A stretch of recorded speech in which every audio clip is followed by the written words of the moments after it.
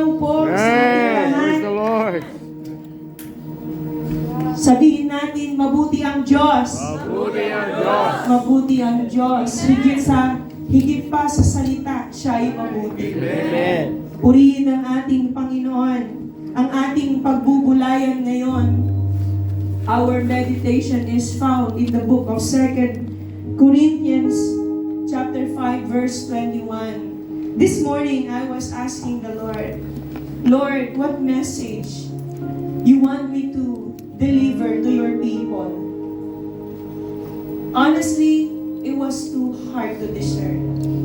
But only when you pray and ask for wisdom.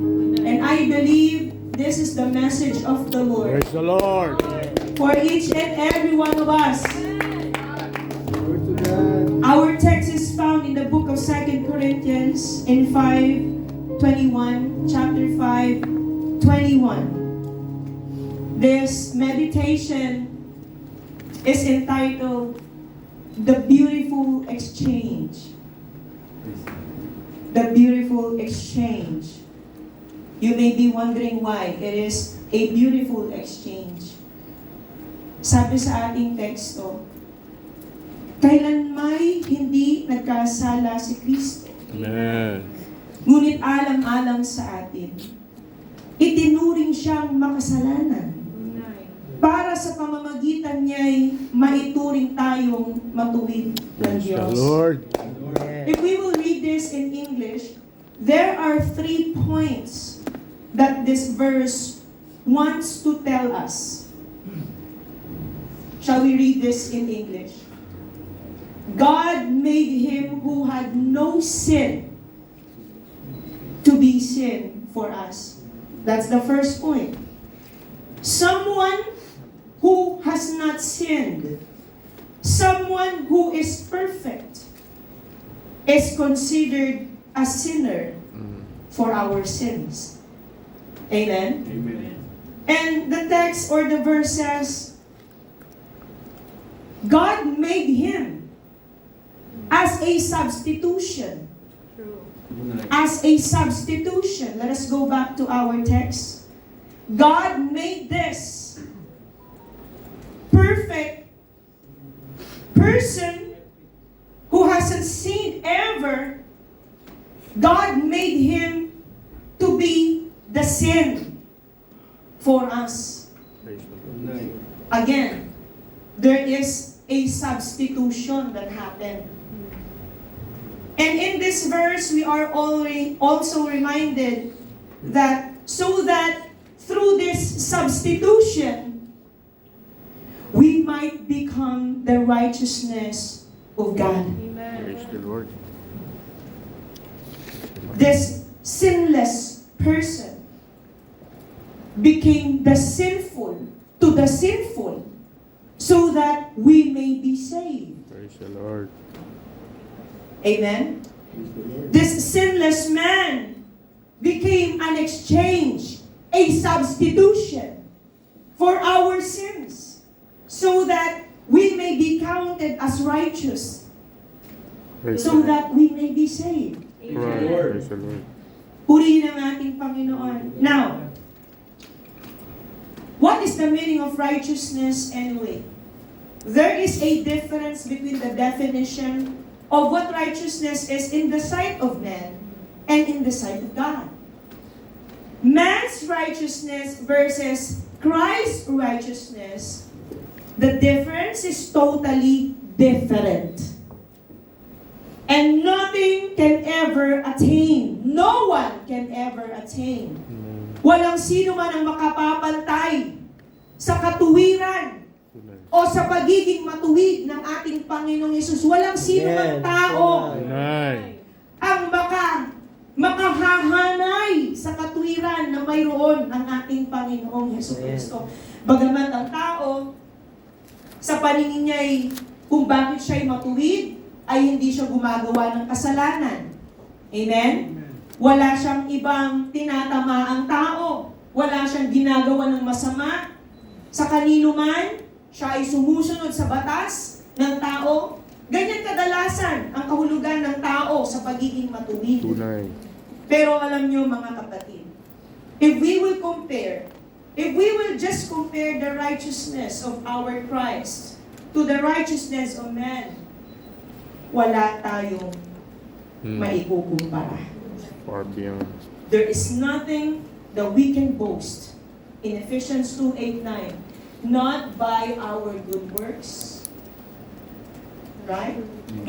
For it is by grace. Can we read this in Tagalog? By the way, everyone can understand Tagalog? Amen. Amen. Dahil sa biyaya ng Diyos, naligtas kayo.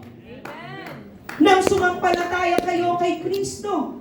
Kaloob ito ng Diyos. Amen. At hindi galing sa inyo. Nice. Hindi ito nakasalalay sa mabubuti ninyong gawa. At ito ang kahulugan ng tao sa kung ano ang matuwid. Amen. Sa paggawa ng mabubuti.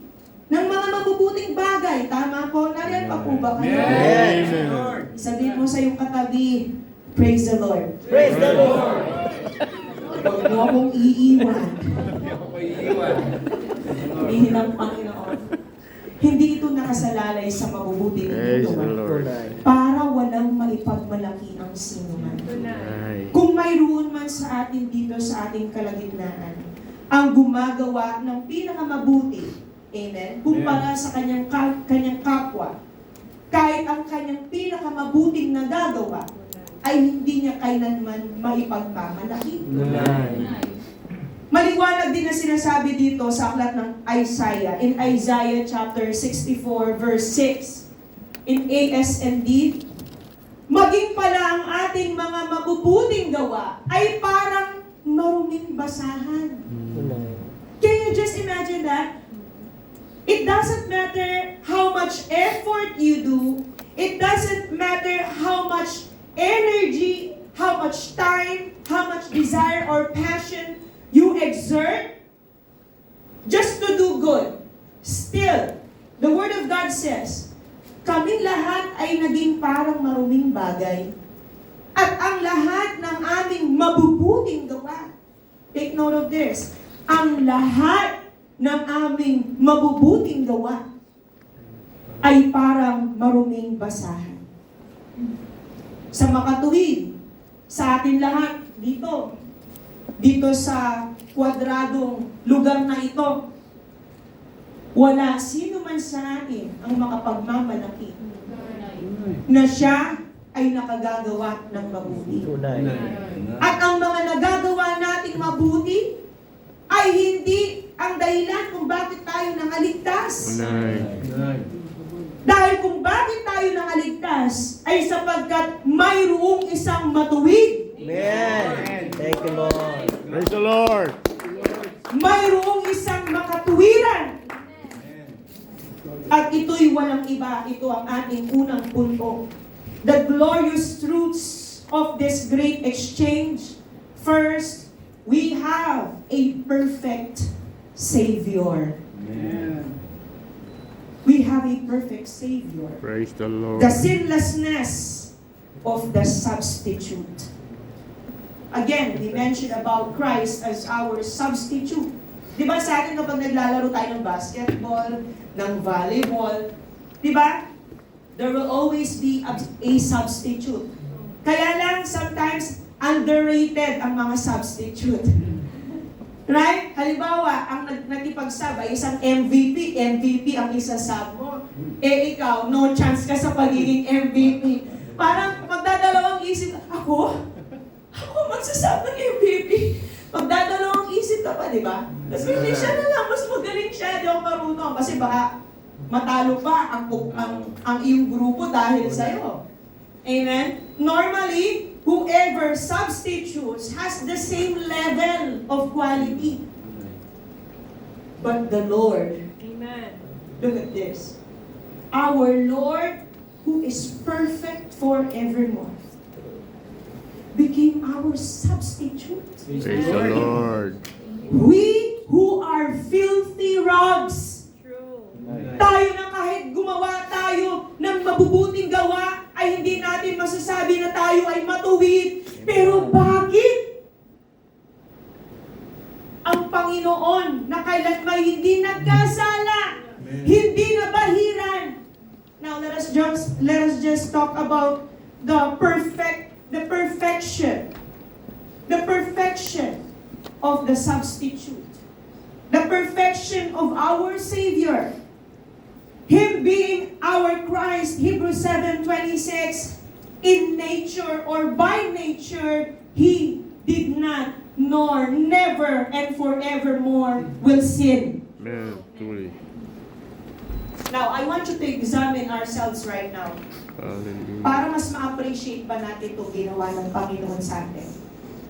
Examine our hearts, examine ourselves, how unworthy we are Hallelujah. to receive Christ as our beautiful exchange. Look, kaya si Jesus ang punong pari na kailangan natin. Banal siya. Amen. Amen. Walang question dyan. Amen. Amen. Walang kapintasan. Amen. Walang kasalanan. Amen. Hiwalay sa mga makasalanan at itinaas ng higit pa sa kalangitan. Kailanman hindi siya nagkasala kahit nang siya'y magkatawang tao. Hebrews 4:15, na ang ating Kristo nagkatawang tao upang siya'y maging haing handog doon sa krus para tayo makaligtas. Praise Mga the Lord. kapatid, ni isang kudlit ng kasalanan o pagkakamali sa kanyang puso, sa kanyang isip, sa kanyang espiritu, sa kanyang pananalita, walang nasumpungang pagkakamali sa Praise kanya. the Lord. Amen. Nadarama rin ng ating punong pari ang lahat ng kahinaan natin. Amen. Dahil naranasan din niya ang lahat ng pagsubok na dumarating sa atin. Pilit siyang tinutokso ng dyablo nang siya'y nagkatawang tao. Pero mga kapatid, hindi siya nagkasala. Praise the Lord. Amen. Amen. Praise the Lord. Dahil ito ang kanyang kalikasan. Amen. Ito ang kanyang katauhan nang siya'y magkatawang tao. Kahit dinanas niya ang mga pagsubok, dinanas ng tao ang mga tukso, ang mga kahinaan, pero hindi siya nasumpungan. Praise the Lord. Ni isang putlit Amen. na siya'y nagkasala. Napakabuti ng Panginoon. Amen. Praise the Lord. At hindi lamang yan, mga kapatid, He is the perfect and the qualified substitute for us. It says in John chapter 1 verse 29, siya'y naging isang handog. Kinabukasan nakita ni Juan si Jesus na papalapit sa kanya. John 1:29, sinabi niya sa mga tao, narito ang tupa ng Diyos na ihahandog upang mag-alis ng kasalanan ng mga tao sa mundo. Tayo dito, iilan pa lang tayo. Our ratio to the whole population of the globe, 8.3 billion. You see? At yung mga paparating pa na mga henerasyon. Anong sabi ng salita ng Diyos? Siya ay binilang na isang handog. Siya ay inihandog upang alisin ang kasalanan ko. Ang kasalanan mo, ang Praise the kasalanan Lord. natin lahat, Lord. ang kasalanan ng buong mundo. Walang sino man ang magiging kagaya niya Tonight. na maaaring maging handog upang maglinis ng ninumang kasalanan. Amen. Kaya mga kapatid, sa pamamagitan ng kanyang dugo, 1 Peter 1:18-19, hindi gaya ng kung paano ang mga nangaunang mga mananambahan, sila'y binili sa pamamagitan ng mga ginto, ng mga pilak. Diba? Remember the Israelites before, for them to be free, they needed like gold and silver, in exchange for their freedom. But in verse 19 it says, we receive our freedom. Praise the Lord. We receive our freedom in verse 19 through the precious blood of Christ. Praise the Lord. Amen. Praise the Lord. Kundi ang mahalagang dugo ni Kristo, katulad siya ng isang tupa na walang dungis o kapintasan na inihandog sa Diyos. Amen. Maliwanag na sinasabi ng salita ng Diyos, walang sino man, kundi yaong hindi nagkasala, siya na walang dungis, ang siyang lamang makapagliligtas ng taong makasalanan. Again, let's go back. If you will be the substitute of someone who is highly received, not just by man, but by God, Praise the Lord. anak siya ng Diyos, banal, makapangyarihan, kinatatakutan ng mga anghel. Siyang dahilan kung bakit lahat ay nalalang. Siya ang nakipagpalit Amen. para sa iyong kaligtasan. Praise the Amen. Lord. Thank you, Lord. Mga kapatid, ito ba pumapasok sa puso't isip natin? Amen. Amen. Kung gaano tayo kamahal ng Amen. Diyos. Thank you, Lord. Purihin ang ating Panginoon. Amen. To God be Praise the Lord. glory. Kaya mga kapatid, pinapaalalahanan tayo ng salita na ang pagiging matuwid ng tao pala'y hindi sa pamamagitan ng kanyang paggawa ng mabuti. At kung ikaw ay nakagagawa ng mabuti ngayon, ay dahil iniligtas na muna. We were saved by the perfect Savior, the perfect substitute. The reason why we can now serve God good works. We do not do good works for us to be saved, but God saved us first. Amen. Without doing anything yet. Christ substituted His life for us. Oh, does it sink in? Amen. Shall we praise the name? Praise the Lord. Sometimes we underrate our praises. But let us be more grateful Amen. and more appreciative of what God has done Praise the Lord. through our Lord Jesus Christ. That's why, brothers and sisters, we cannot boast about our good works. If there's one thing that we can boast about, is the righteousness of Christ Amen. that made us free. Amen.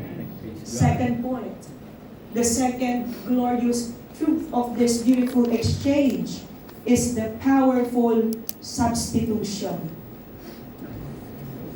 A powerful substitution. Dito na nangyayari ang tinatawag nating beautiful exchange. Praise the Lord. Mga kapatid, are we even aware? Tayo ba ay mayroong kamalayan? Ano ang isinalang-alang ng Panginoon para lang tayo maligtas? Do we even know the gravity and the weight? What the Lord needed to forsake and set aside True. just for us to be saved? Just for us to be called righteous? Amen, mga kapatid? Ano ang ginawa ng ating Panginoon? What is this substitution? This sinlessness to the sinful? First, Christ bore our sins. Amen. Yung mga kasalanan natin.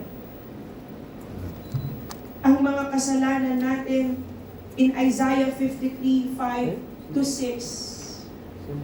So alam mo na ngayon, bakit ang Panginoon ay kinailangan ipako dun sa krus? Bakit kinailangan niyang tanggapin ang lahat ng pag-aalimura, paghahampas, bugbog, pasakit, panguusig, lahat ng mga di makataong kaparusahan na kanyang naranasan ng siya'y magkataong tao. Bakit niya kailangang harapin? Bakit kinailangan niyang harapin ang lahat ng mga yon?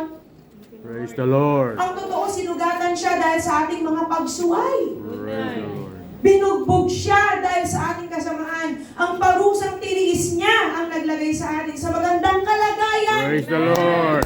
At dahil sa mga sugat niya, ay gumaling tayo. Praise the Amen. Lord. Thank you, Lord.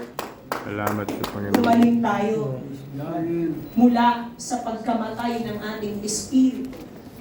Dahil sa kasalanan, tayo ay naging patay. Ngunit dahil kay Kristo, tayo ay nabuhay. Amen. Ipinalit niya ang kanyang buhay para sa atin. Thank you, Para Lord. tayo mapatawad Amen. sa ating mga kasalanan. In verse 6, anong sabi ng salita ng Diyos? Tayong lahat ay parang mga tupang naligaw, pinili natin ang ating mga kani-kaniyang landas at akala natin yun ang pinakamabuti. Akala kasi natin, kaya na natin sa ating sarili. Ngunit yung pagpili natin sa ating sariling landas, siyang dahilan kung bakit tayo lubusang napahamak dahil sa kasalanan. Yan ang dahilan kung bakit ang Panginoon ay kinailangang mamatay sa krus. Dahil sa ating mga kasalanan. Praise the Lord. Tayong lahat ay parang mga tupang naligaw. Bawat isa sa atin ay gumawa ng nais nating gawin. Hallelujah. Pero siya ang pinarusahan ng Panginoon. Praise the Lord. Ng parusang dapat sana ay para sa ating lahat. Ito nga, mahiwaan ka lang eh. Para ka nang mamamatay. Masalubsuban ka lang eh, no? Hindi po papasok, sick leave. Amen? Parang sumasakit. Parang feeling mo, tatrapasuhin ka lang. 3 days lang di papasok sa work. We were too vulnerable. Pero, tignan nyo naman ang ginawa ng Panginoon. Amen. Hindi lang isang tao Hindi lang tayo dito sa Wellington, Logan. Ginawa niya ito para sa lahat ng tao sa mundo. Praise the Lord. Can you just imagine how much weight He needed to take? Because the weight of the sin of the world is too much. And He needed to take all that into Himself. Oh, There at the cross. No one did even offer, Christ, can I offer my life to you? Can we switch? Can we substitute this? I know you can bear. He was counting the few breaths of his life there at the cross. No one did even offer a help. Nay. But that's what his decision was. Praise be to God. Glory to Jesus. Because He loves us. Amen. Thank you, Lord. Because He wanted us to be righteous in the sight of God. Praise the Lord. He bore all the sins just to prove how much His love for you. God. Kaya, if you are not loved, remind yourself you are loved. Amen. Kung medyo parang feeling mo walang nagmamahal sa'yo, si Kristo nagmamahal sa'yo. Amen. Kahit na wala nang magmahal sa'yo, basta si Kristo nandyan eh. Amen. Mga kabataan, hindi ko na narinig. Parang hindi pa kayo Okay. So, Christ bore our sins and He took our punishment. Galatians 3:13. This is the powerful substitute. Diba sabi sa ating teksto, He made Him to be sin for us. In substitution, we are the one who are sinners. We are the one who should face punishment. We are the one who should be nailed there at the cross. Amen. But Christ, our Lord Jesus Christ, took all of this Praise for the our Lord. sake. Praise God. Ngunit hindi natin masunod ang lahat ng iniuutos ng kautusan. Kaya sinumpa tayo ng Diyos. Sinumpa tayo ng Diyos. Bago mo pa malamang sinumpa tayo ng Diyos, sinumpa na tayo ng Diyos. Hindi ka pa napapanganak, sinumpa na tayo ng Diyos. Dahil ang kasalanan ay pumasok sa sanlibutan. Yung ating mga kaninunuan. Maging sa mga darating na lahi, kung di magsisi, sinumpa na ng Diyos. Kaya sinumpa tayo ng Diyos. Pero ngayon, tinubos na tayo ni Kristo sa sumpang ito. Sinumpa siya, hindi tayo. Siya ang sinumpa. Mga kapatid ko kay Kristo, siya ang sinumpa, hindi tayo. Sinumpa siya alang-alang sa atin dahil sinasabi sa kasulatan, isinumpa ang sinumang binitay sa puno. Kaya nga, that very excruciating experience, very humiliating, mga kapatid, that he needed to experience at the cross. Wala nang iba pang karumal-dumal, kahindik-hindik na maaring maranasan ng tao. Doon sa naranasan ni Kristo, ng ating Panginoon, doon sa krus. Kaya mga kapatid, shall we read it again in Galatians 3:13? Imbis na tayo ang sinumpa, He took the punishment. Praise the Lord. He took the curse for us to be righteous. Para tayo maging matuwid sa paningin ng Diyos. Maaari ba nating purihin ang Diyos? Amen. Praise the Lord. Maaari ba nating pasalamatan ang ating Panginoon? Thank you, Lord. Ito ay kanyang ginawa. Romans 3:25-26, para mawala ang galit ng Diyos sa iyo. Lord, para mawala ang galit ng Diyos sa atin. Isinugo si Kristo Jesus sa mundo para ialay ang kanyang buhay. Nang sa ganoon, mawala ang galit ng Diyos sa atin. Praise God. At sa pamamagitan ng kanyang dugo ay mapatawad ang ating mga kasalanan kung sasampalataya tayo sa kanya. Amen. Ginawa iyon ng Diyos para ipakita na matuwid siya.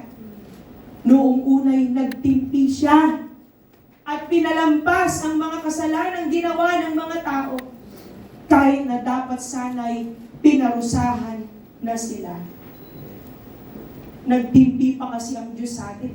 Thank you, Lord. Praise God. Dapat sana pinarusahan niya na tayo. Pero dahil mahal nga tayo ng Diyos, Salamat sa Panginoon. imbis na tayo ang pinarusahan, namagitan, Amen. Amen. mayroong namagitan. Amen. At imbis na tayo, dahil sabi sa Romans 3:10, wala namang matuwid. Sino ang maaaring mamagitan sa atin sa Diyos? Wala nang matuwid, wala kahit isa. Tunay. Tanging ang matuwid lang ang maaaring mamagitan. Amen.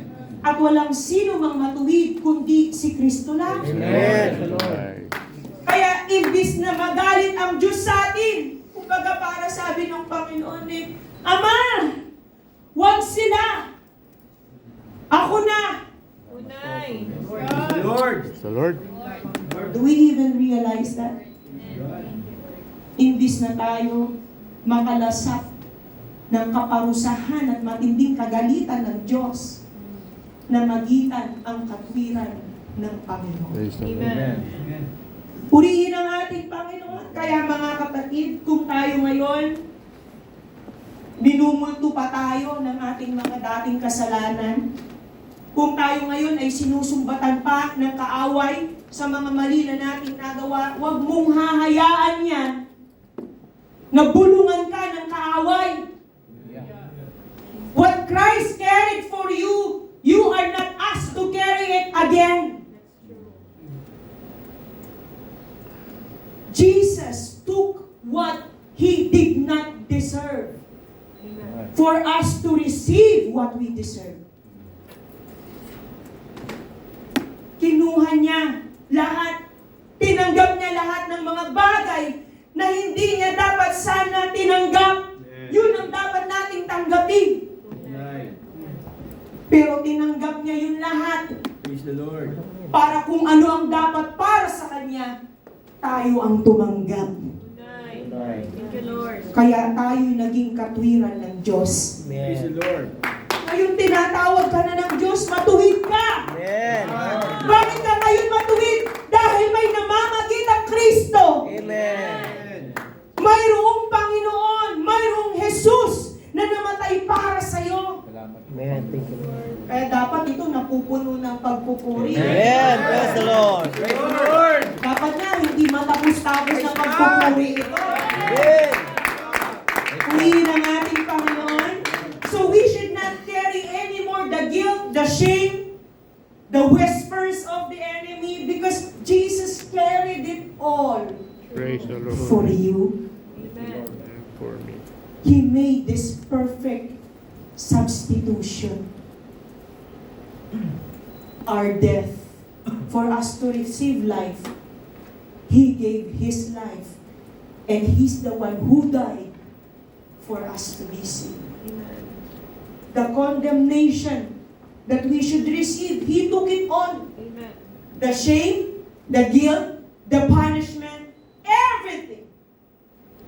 Everything that is against His holiness, He took on for us to be righteous in the sight of God. To God be all the glory. Lord. Purihin ang ating Panginoon. That is why now, may you be and may we all be reminded, we should stop living under the guilt.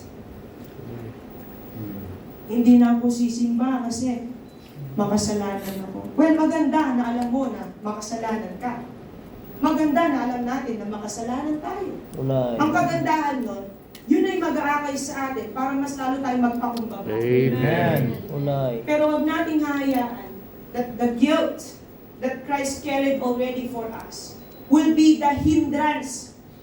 Wag nating hayaan yun ang maging dahilan para hindi na natin siya paglingkuran. Unay. Alam niyo, dumarating yan sa Kristiyano nang kami ay mga hindi pa masyadong, sabihin na nating maugat sa pananampalataya. Kapag ikaw ay hindi makadalo ng gawain, at kapag yan ay nagsunod-sunod, nauunahan ka ng hiya. Ulay. Tunay. Hanggang sa panahon na ayaw mo nang sumamba Tunay. because you feel guilty. Amen? You feel ashamed of what you did. But no, remember, what Christ carried for you is irreversible. Amen. Truly. Tinapos niya na lahat yon. Amen. Kaya kung mayroon mang mga gawa ang kaaway, bulong ang dyablo, huwag mong hahayaan na mabaliwala lang kung ano ang ipinuhat ni Kristo. Amen. Thank you, Lord. Huwag mong hahayaang makalimutan kung anong kinailangan niyang ipagpalit para ikaw lang ay maligtas. Amen. Purihin ang ating Panginoon. To God be all the glory. Kaya mga kapatid, we should not let our Christ pay the same way, Amen. pay the same guilt, Amen. pay the same shame, but we should live as the free man. Amen. Mamuhay tayo ng mga tunay na pinalayanan. Amen. Di ba yan ang sabi sa 1 Peter 2:16? Basahin na lang natin ito sa Tagalog. Ano sabi sa Tagalog? Malaya na kayo, pero hindi ito nangangahulugang malaya na kayong gumawa ng masama. Amen. Kundi mamuhay kayo bilang mga alipin ng Diyos. Huwag niyong mamaliin, tama, mamaliin. Mamaliin. Ang nais ipadating ng salita. Hindi dahil tayo ay malaya na, there's no guilt anymore when you make sin. No! We are not encouraged to do sin. Amen. Tunay. And we are not encouraged to take advantage of the freedom we receive, but we should live as how a free man should be. Malaya na sa kasalanan. Kapag ikaw ay malaya na sa kasalanan, namumuhay ka na ayon sa kalooban ng Diyos. Amen. Amen, mga kapatid. That is why we should not say, oh, because the Lord is gracious, the Lord is merciful, I can keep on repeating my sin anyway. Jesus' name. Because He is merciful. No. We should have at least an awareness in our mind Amen. that whatever Christ carried, we should not do the same again. Because He will not repay the same. There will be no sin offering anymore. What He did there at the cross is just once and for all. Amen. Ang ginawa niya sa krus ay minsan lang at magpakailanman. Purihin ang ating Panginoon, pangatlo at panghuli. Ang bilis naman natin. The third glorious truth about this beautiful exchange. This led us to receive our precious salvation. Praise the Lord. Christ as our perfect Savior Amen. became the perfect substitute for us to receive our perfect salvation. Praise the Lord. our precious salvation. If we will go back to our text in 2 Corinthians 5:21, you see what the Word of God says? Kailan may hindi nagkasala si Kristo, ngunit alang-alang sa atin, itinuring siyang makasalanan para sa pamamagitan niya'y maituring tayong matuwid ng Diyos. This precious salvation we receive through Christ made us receive the righteousness of God. I'll give you a scenario. Sino sa atin ang nakapasok na sa isang courtroom?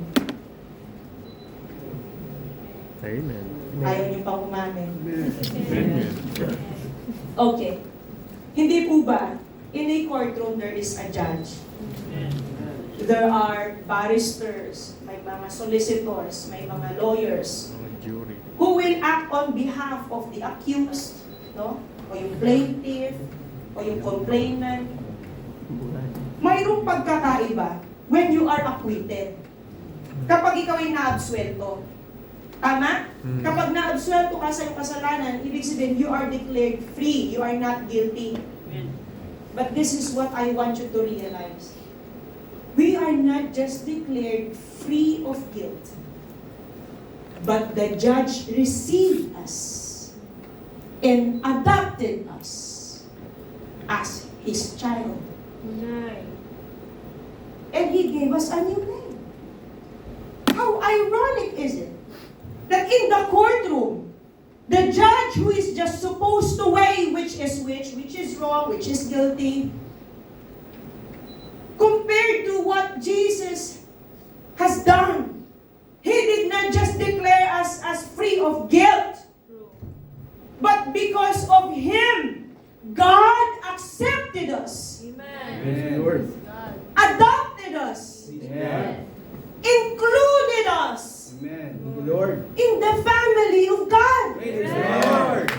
Ano bang sabi na sa inyo? Sabi ng judge, okay, absuelto na yan. Walang kasalanan yan. Hindi yan guilty. O, sama ka na sa pamilya namin. Praise the Lord. May narinig na ba kayong ganon? Wala pa, di ba? Pero ganyan ang ginawa ng Panginoon. Amen. Hindi lang niya tayo pinalaya sa ating kasalanan. Pero sa ginawa niya ha? Sa ginawa niyang pagliligtas sa atin, ginawa tayong kabahagi. Praise the Lord. Naging ama natin ang kanyang ama. Amen. Naging siyang panganay sa mga magkakapatid. Amen. Tayo na mga makasalanan, na mga pinalaya na, masasabi ko, kapatid ko kay Kristo yan. Amen. That's my brother in Christ. That's my sister in Christ.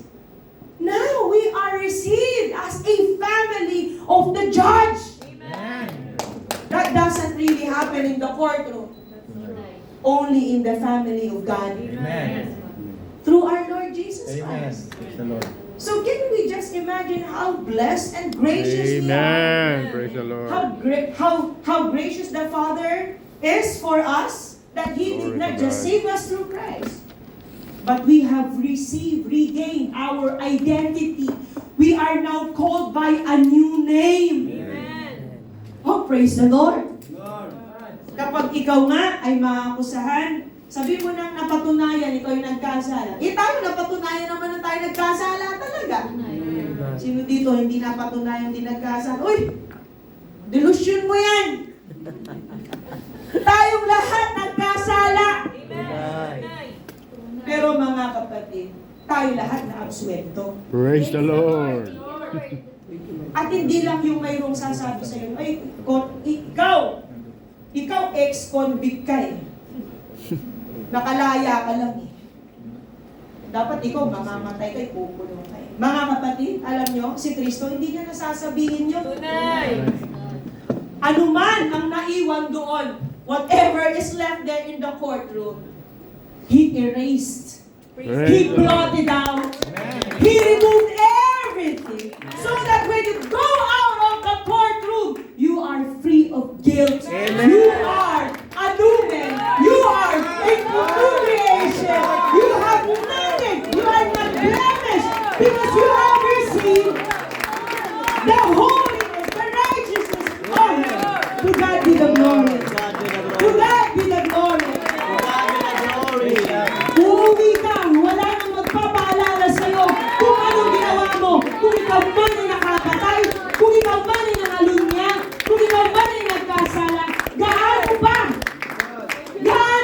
mabigat ang kasalanan mo. Lord. Paglabas mo, when you go out of the courtroom, oh, praise the Lord. Praise the Lord.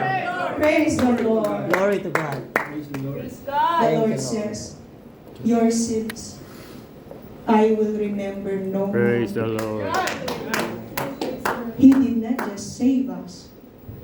He started everything for us. Amen. Purihin ang ating Panginoon. He is the great exchange. My brothers and sisters, because of our Lord Jesus Christ, we are now justified. Justified. Inaring ganap ka na. Hindi ka na mahihiya. Hindi ka na mahihiyang humarap sa tao dahil alam mo, hindi ang tao ang nagligtas sa'yo. Amen. Si Kristo. Amen. Lord. Si Kristo na namatay para sa'yo. Ang nagligtas sa'yo. Amen. At hindi lang yun, mga kapatid. Tayo ngayon ay ginawa ng matuwid Praise the Lord. ng ating Panginoon. Lord. Purihin ang ating Panginoon. Shall we read this in 2 Corinthians 5:17? Can you just imagine someone who's just New walking? creation. Someone who's just walking in the street Bago yun. wearing the most filthiest, the most smelliest, indecent clothing you could ever imagine. Someone, a beggar, walking there at the street. Then someone offering this beggar a very beautiful robe Praise of righteousness. Na-experience niyo na ba yan? Meron ka na bang nasagana o have you come across a person in the street na parang kalunos-lunos ba ang kalagayan?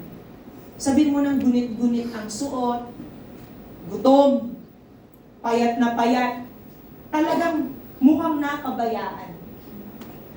At ikaw na mayroong kalagayan, ibibigay mo ang iyong pinakamaayos, magandang kasuotan doon sa tao na yon na yung makakatagpo sa daanan. Gagawin mo ba yun? Parang walang gagawa ng sa atin. Mayroon ba? Naisip ba natin yon? Amen. Na kung mayroon man tayong makasalamuhan sa daanan na kalunos-lunos sa Amen. kalagayan. Amen. Kung ano man ang mayroon ka na pinakamabuti, pinakamaayos, ibibigay mo sa tao yun. Pumasok ba sa isip natin? Amen. Mga kapatid, yan ang ginawa ni Kristo sa atin. Amen. Tayo na mga, we were lost. Mga ligaw tayo nun. Kahit magandang damit mo, we were oppressed. Amen? Mga sakitin sa espiritu. Tunay. Amen? Pati ang mga biyaya, hindi natin ma-enjoy because we were sinners. Right? But by the grace of God, Amen. Praise the Lord. Christ exchanged His righteous robe Praise the Lord. for us. Praise the Now that we Lord. are saved, we are wearing the robe. We are wearing Christ Amen. in us. And so it doesn't matter kung ano man ang suot mo talaga, literal. Sabihin mo kahit butas ang yung medyas ngayon, hindi naman kita. Masabihin mo na, there is nothing, wala tayong maipagmamalaki kasi dito. Dito sa mundo, wala tayong maipagmamalaki. Unay. Pero suot-suot mo si Kristo. Praise the Lord. Yan ang maipagmamalaki mo. Amen. God. Kaya purihin ang Panginoon. Now that we are wearing the righteousness of our Lord Jesus Christ, we must live righteously. Because perfect salvation is not just merely words. It needs reciprocation. Amen? Amen. Kailangan nating patunayan na tayo talaga ay inaring ganap na tayo ay iniligtas na. Paano mo masasabi na ikaw iniligtas na? Makikita yan sa paraan ng iyong pamumuhay. Mayroong pagbabago. Tunay. There is this transformation. The holiness, the righteousness of the Lord lives in you. To God be all the glory. Shall we read this verse In Titus chapter 2, verse 11 to 12, I want to read this in ASMR. Are you still there? Amen. Sapagkat ang biyaya ng Diyos na nagbibigay ng kaligtasan ay inihayag na sa lahat ng tao. Praise the Lord.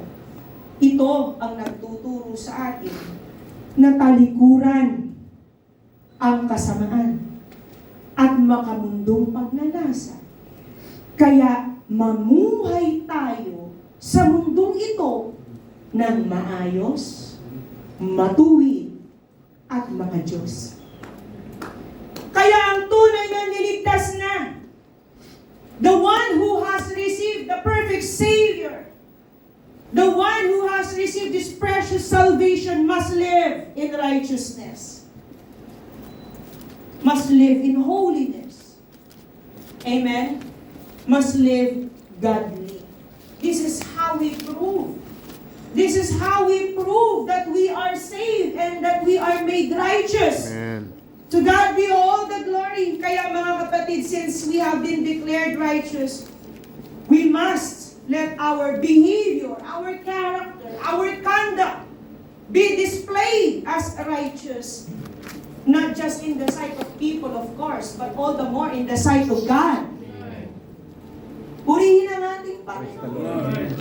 Kaya mga kapatid, we must live in holiness. Paano pinatunayan ng Panginoon? Paano niya ginawa ang kanyang sarili bilang isang halimbawa? Siya ay namuhay ng banal nang siya'y magkatawang tao. Amen. Siya naging masunuring sama hanggang sa kanyang kamatayan. Siya ay nagpasakop sa kalooban ng Diyos. Amen? Iningatan niya ang kanyang identity as our Christ. And we must do the same. Amen. We must always choose righteousness Amen. before the righteousness of man. Amen. Bago natin piliin kung ano ang matuwid sa mata ng tao, Amen. gawin natin kung ano ang matuwid sa Diyos. Amen. Dahil kapag nagagawa natin kung ano ang matuwid sa Diyos, maging ang tao ay pupurihin ng Diyos. Praise the Lord. Purihin ang ating Panginoon. If you're still guilty of your sin, today is the day for you to Amen. come Praise the Lord. to Christ.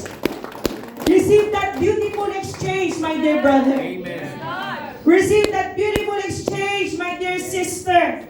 If you're not yet sure whether you have received our perfect Savior,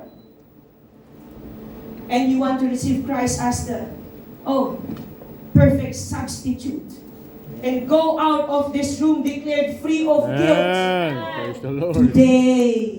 Today, not tomorrow, today is the day for you. Amen. Shall we all rise once again and sing one more time this song?